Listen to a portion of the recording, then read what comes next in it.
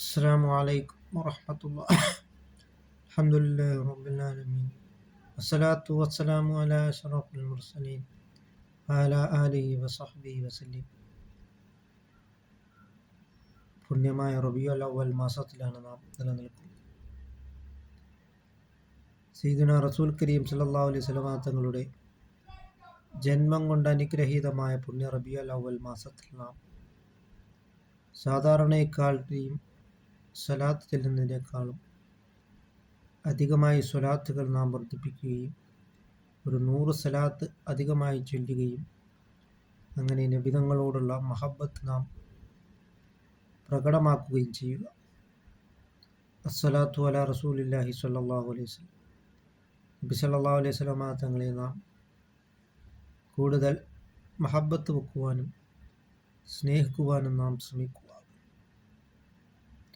സ്വഹാബാക്കളെല്ലാം രക്ഷപ്പെട്ടത്, ഇമാമിയങ്ങളെല്ലാം രക്ഷപ്പെട്ടത് നബി സല്ലല്ലാഹു അലൈഹി വസല്ലം തങ്ങളോടുള്ള മഹബ്ബത്ത് കൊണ്ടാണ്.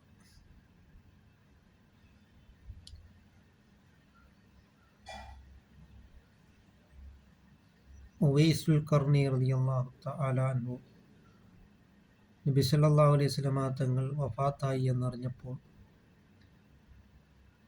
അവിടുത്തെയുടെ പല്ലുകളെല്ലാം തല്ലി പൊട്ടിക്കുകയാണ് ഉണ്ടായിട്ടുള്ളത്.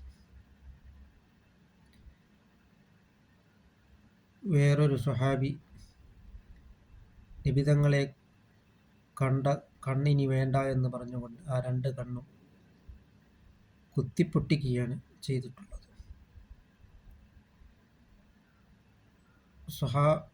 മറ്റു വേറൊരു സ്വഹാബി വനിത നബി സല്ലല്ലാഹു അലൈഹി വസല്ലം തങ്ങൾക്ക് നബി സല്ലല്ലാഹു അലൈഹി വസല്ലം തങ്ങൾക്ക് എന്തോ വല്ലതും പറ്റിയോ എന്നറിയാൻ വേണ്ടി പോരുകയും തൻ്റെ മകനും ഭർത്താവുമെല്ലാം മരിച്ചപ്പോഴും നിബിതങ്ങൾക്ക് എന്തെങ്കിലും സംഭവിച്ചിട്ടുണ്ടോ എന്നാണ് ആ സ്വഹാബി വനിത ചോദിച്ചത്.